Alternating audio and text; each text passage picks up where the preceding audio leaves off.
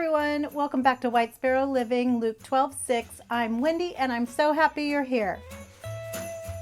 We're doing Christmas in July today, and even though it's 110 degrees outside, I really think you guys are going to like these projects. I think I hear sleigh bells ringing. Thank you once again to Cricut for sponsoring this video, and now, without further ado, let's get started. For this project, I'm using an old popcorn tin, a 12-inch charger, and a ceramic drawer pull that I scavenged from somewhere. And I have used this as a storage bin for a bunch of different things. So I've changed the label 70-11 times, and there was lots of that sticky stuff on there. And since the top is going to show, I needed to get that one off too. And a heat gun makes quick work of even those 20-year labels. So then I sprayed the outside with some Rust-Oleum gloss white spray paint, and I'm painting my popcorn tin and my charger. So I just took it out to my painting station and got those all nice and covered. And you want to make sure that the tin is completely clean so that there's no bumpity bumps on that. So then to make my knob fit, I had to use a spacer so that the screw wasn't too long, and it'll also give it some more security from being lifted and not just going through the tin. So I drilled a hole through my wood disc and in the top of my tin. Well, it's actually the bottom of the tin, but now it's going to be the top of our cake plate cover. And you want to be careful of the little metal shavings from when you drill in, because those will be sharp and you could poke yourself. So then I'll just screw that on and get that nice and tight.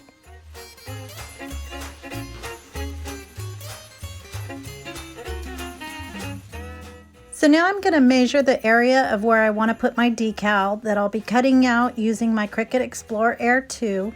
So all you do is you plug this in. There's only 2 ports, and so it's super easy. And when you hit the open button, I think music should be playing when this opens up because it's just such a great reveal.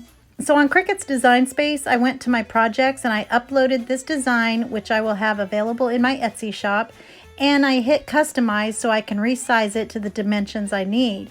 And then once it's sized, I'll hit make it, and you'll see your design go onto the mat.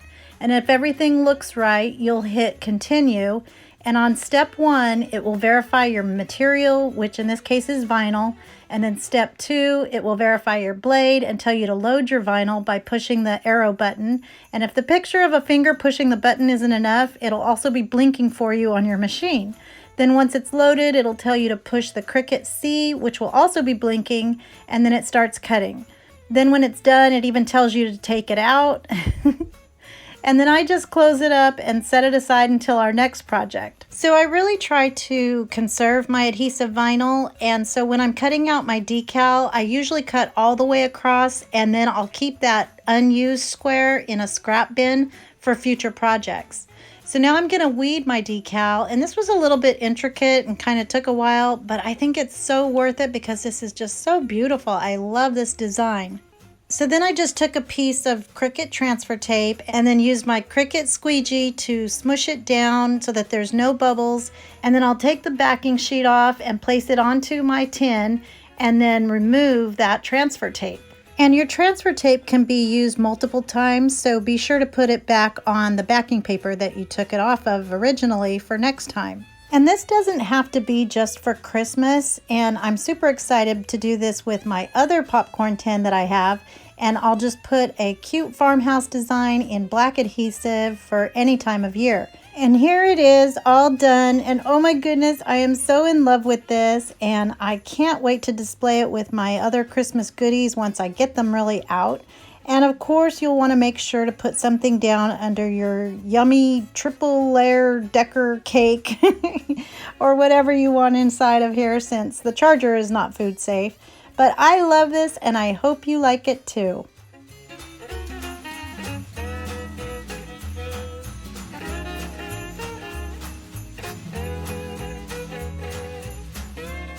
I'm super excited to be collaborating today with 4 other super talented creators here on YouTube.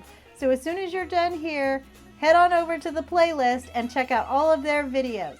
You'll also have a chance to win a $50 Amazon gift card. And now, let's get back to crafting.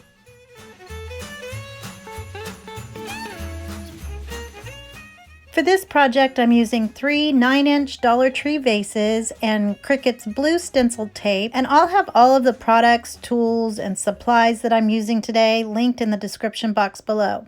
So for this one, I'm going to make rectangles the size of my vases so I can see what my words will look like as far as sizing.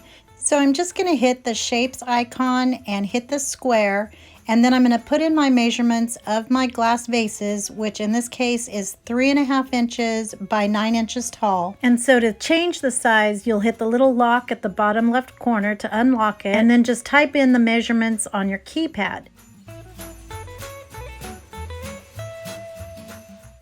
And then to change the color, just go to the top where you see the color box, and I'm just going to make it white so I can see what it looks like. And then at the top on the right, you can just hit duplicate 2 times.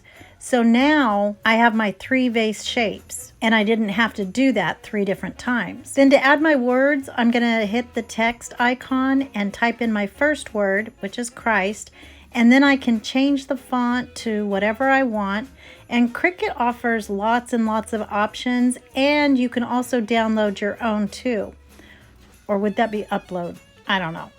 Anyway, once I get my first word done and sized right, I'll hit the duplicate another 2 times, and this way the sizing is already done and the font, and I can just double click and retype my other words, and they'll be in the same font and size as our first word.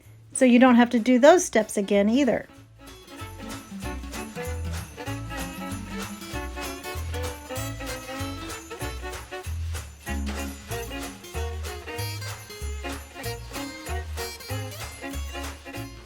So then I added the rest of my wording and placed it where I thought it would be cutest. And as you can see, it says Christ the Savior is born. And then on the right side, I'm going to hit the little eye next to my rectangles to hide those, and those won't cut.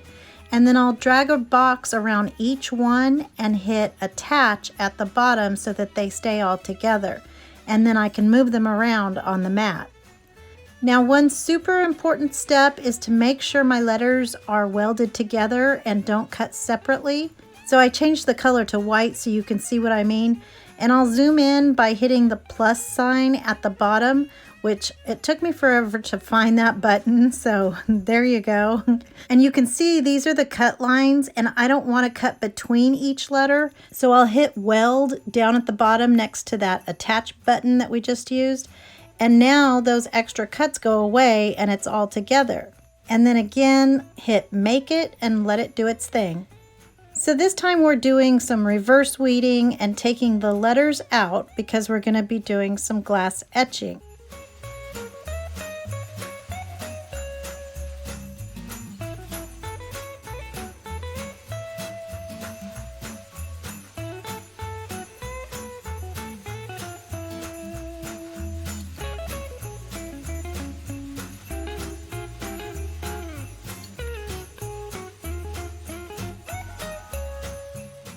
So we're going to put our transfer tape on top of our stencil so that all of the middles of our letters stay in place.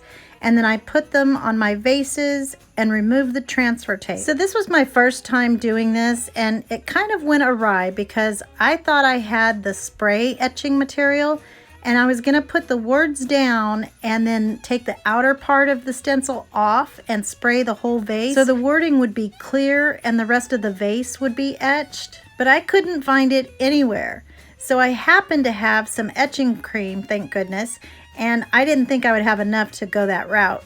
So I ended up doing it this way. So I just put the etching cream over my words, and I'm a messy crafter, so of course I got it everywhere.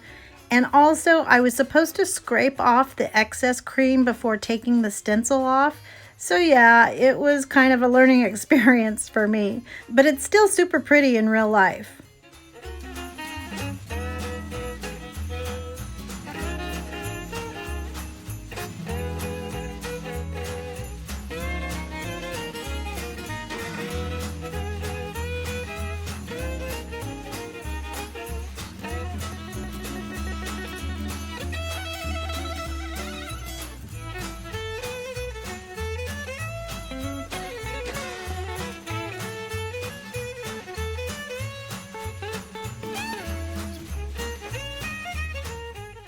So then I'm going to measure up 3 inches from the bottom of my vases and tape that off so I can add some white chalk paint to them.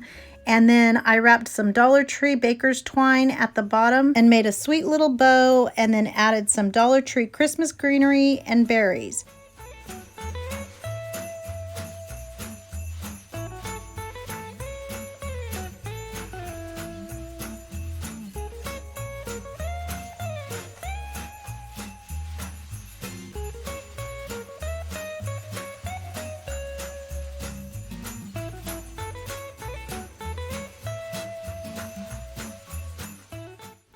And then I added the red battery operated candles from Dollar Tree, but they're a little short, so I used empty spools to put at the bottom so that they would be higher. But with the candles in there against the red, the etching didn't show up on film very well. So I just put in some little battery operated poinsettias from the Dollar Tree so that the light would kind of shine up on it and you can see it a little bit better. And here they are, all finished, and even with my rookie imperfections, I just love how classic and simple these look. And even in July, we know that this is the true reason for the season. I love them, and I hope you like them too.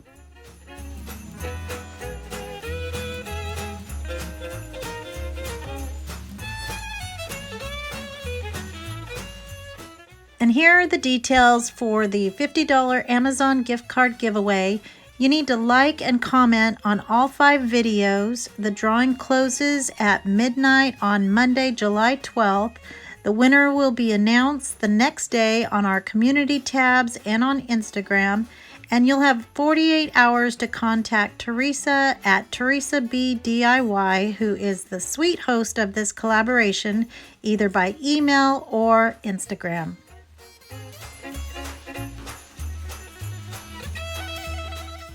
Now this has become another one of my all-time favorites, and I got this saw from my BFF Kathy, and her mom, who went to be with Jesus last year, painted this beautiful farmhouse scene, and I definitely don't want to mess with that side, so I'm going to be painting the back of it and keep her pretty artwork intact.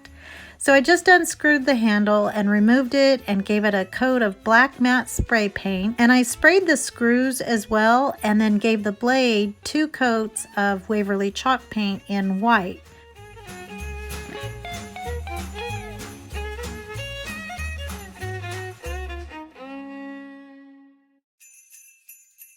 And then I'm going to replace my handle. And as I mentioned before, I don't have any of my Christmas goodies out yet, but I did find a couple of Christmas stems mixed in with my fall greenery. And I also had some red pip berries, and I'm just going to arrange them and wrap a zip tie around the center to hold them all together. And then for the bow, I used some red Dollar Tree burlap ribbon and folded that over so that I have 2 loops on each side, and then cut little slits on each side in the middle. And then that way your loops can move around more freely and you can manipulate it so that it's nice and perky. And then I'll take a chenille stem and feed it through those slits, and then I made it to where the ends of my chenille stem are actually facing the front so that I could then attach my striped perky bow on top of that. And this super pretty ribbon is from burlapfabric.com. And I did the same thing with that one, and after I twisted the chenille stem on there, I wrapped it back around to the back side so that I can then attach it to my greenery.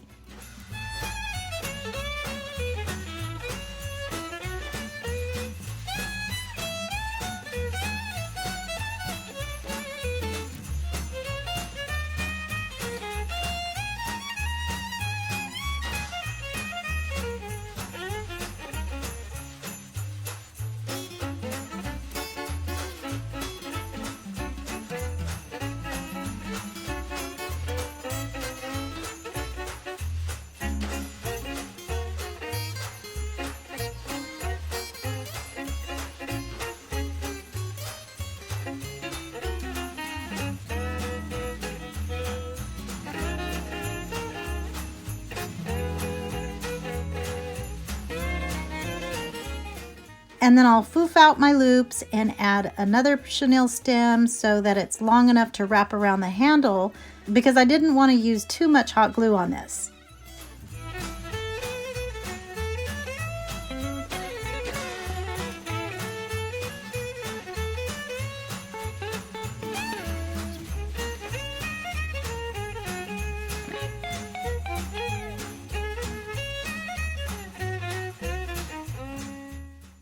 So now I'm going to cut out another decal, and I'm telling you, the more often you do this, the easier it gets. And if my husband was standing still, I might put a decal on him. So I uploaded a design that I did earlier, and again, I'll have this in my Etsy shop. And if you're a member of the Dove or Sparrow's Nest on Patreon, you'll have access to this for free. And I don't know the names of these fonts because I purchased different designs already done, and then I changed them and pieced this together. So anyway, I resized it to fit my saw blade, and then I cut it out, weeded it, and went through the same process to apply it to my saw.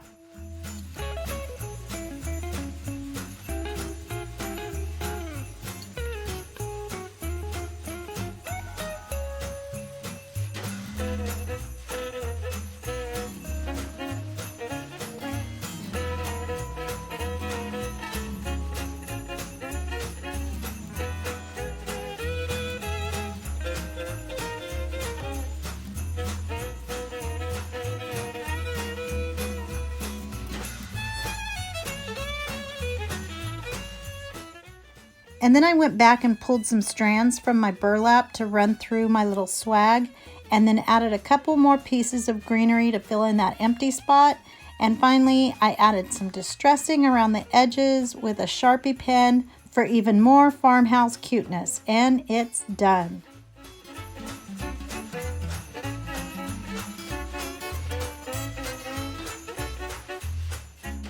And here it is, all finished, and I have to say, all three of these projects have gotten me so excited about the Christmas season. And if you're just not ready for that because it is July, well, you wouldn't still be here for one thing, but all three of these DIYs can be easily made into your everyday, non-seasonal farmhouse home decor just by changing out the greenery, bows, and vinyl color. But I love, love, love this, and I hope you like it too. I hope you enjoyed these projects, and here's a couple of others you might like. I hope everyone has a blessed day, and remember to always be the light. Bye!